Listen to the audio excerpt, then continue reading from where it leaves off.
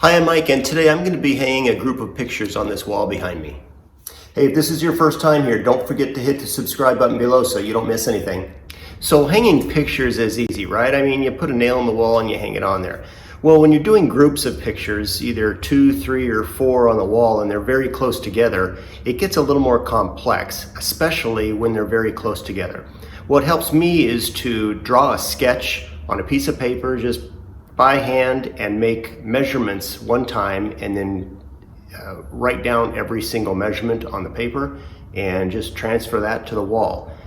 After that, it's a matter of putting fasteners in or drywall screws or whatever you're going to use to hang the pictures in the spots that you've chosen.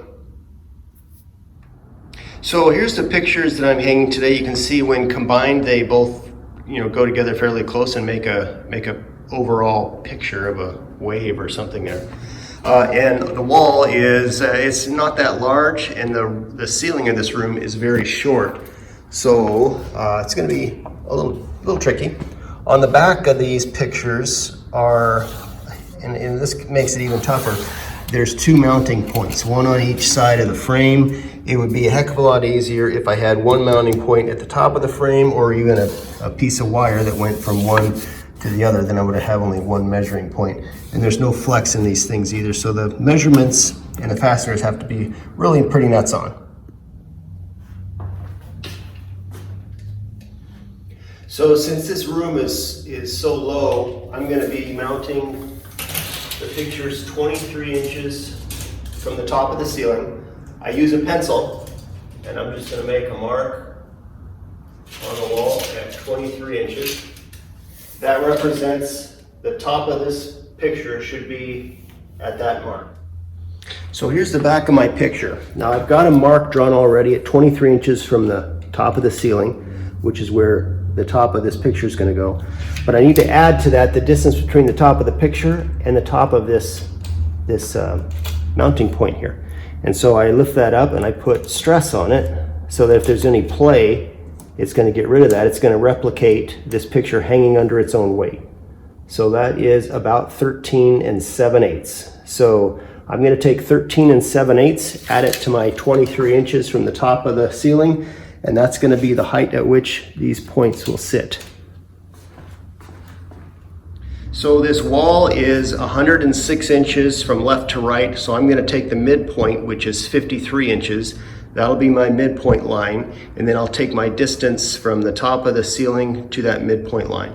So next I want to determine how far along my horizontal midpoint am I going to install these fasteners. And so there's 4 of these things, and so the middle will be my measuring point. I'll go 1/2 inch on either side to make up for the space in the middle, and then I measure the distance between the very peak of this hanger.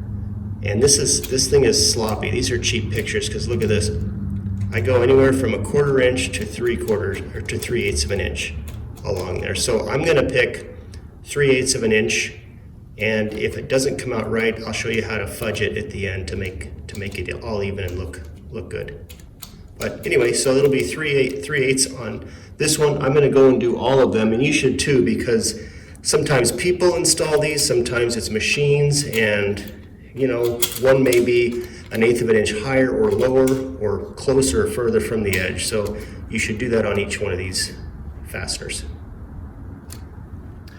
Okay, so here's my rudimentary sketch. These points right here, 1, 2, 3, and 4, represent the exact spots where I want to put my hardware to hang these things on the wall. Drywall screws, nails. I actually have picture hanging hooks, but whatever you choose to use. And so this has all my measurements on there where these locations are going to go. You can see that this being the ceiling, I've got 23 inches to the top of the picture frame, and then an additional 13 7/8 to the horizontal point of these mounting points. So this is 36 7/8 down. And then how I find those points is I go to the center point of my wall, which is 53 inches from the right and 53 inches from the left. I just didn't want to get all confusing with all the writing. I make a center point, and then I make a little crosshatch to represent the 36 7/8 down. And now I'll measure. The first spot is going to be 7/8 from my center point to that point right there, 7/8 to that one as well. And then from this point to that point is 30 3/8, or you can just take an entire distance of 31 1/4 from the center point to this far point on either side. I didn't draw it on this side again because they're exactly the same. Anyway, a sketch really helps, and this is the map to put it all on the wall. And if the brackets are good on the back, in other words, where those little hooks are that I measured earlier, if they're nice and firm, then there won't be any play. These brackets suck. They're cheap. Higher quality pictures have higher quality mounting points. These suck. So I may have to adjust it a little bit at the end, but at least I know where to go. So I'll get started. All right, so here is my mounting point. This is the exact center of where I'm going to be measuring from. So this is the middle point of the wall, and this is the correct distance from the top down. I'm going to take 7/8 to the left, 7/8 to the right, and then I'll move to the far outside points. I'm going to use a level to make sure I don't screw anything up. All right, so I've got my spots all measured out on the wall here in pencil. One there, one there, one there, and the other one is over here.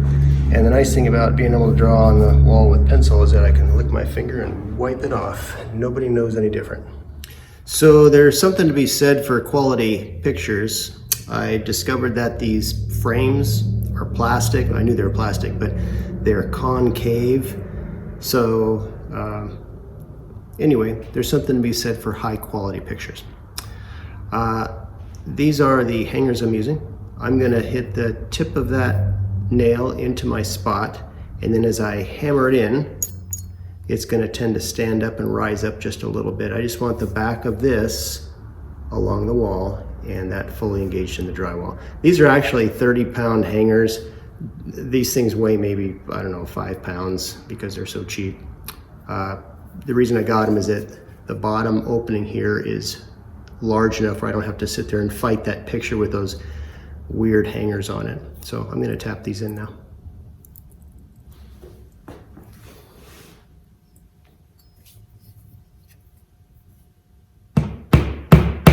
All right, there are all 4 of my mounting points. Time to hang the picture.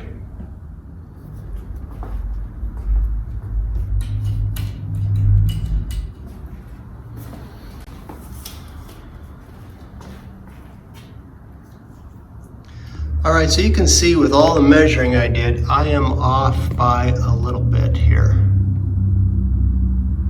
So if I lift up this side, the little bubble comes back to center. So I have a choice. I can either move this left side hook up just a skosh, maybe like a 1/16 of an inch, maybe an 1/8 of an inch, or I can wrap the fastener with a piece of wire or fold up paper or something just to goose this side upwards about a 1/16 or an 1/8 of an inch. Okay, so there's the finished product. Let me show you how I cheated, because this stuff is so cheap. You can see right here, I simply wadded up a piece of paper to lift it about an 1/8 of an inch, and I stuck it right underneath that hook there. And you can do that as much or as little as you need to get it to look nice. So to me, the sketch is everything. It completely lays out the roadmap to where you want to put these pictures and make them awfully exact. Whether it's 2 pictures or 20, this is the ticket. Well, I hope this video helped you. If you have any questions or comments, leave them in the comment section below. If you're interested in our franchise opportunity, I'll leave a link for that in the comment section below. Don't forget to hit the subscribe button, and we'll see you next time.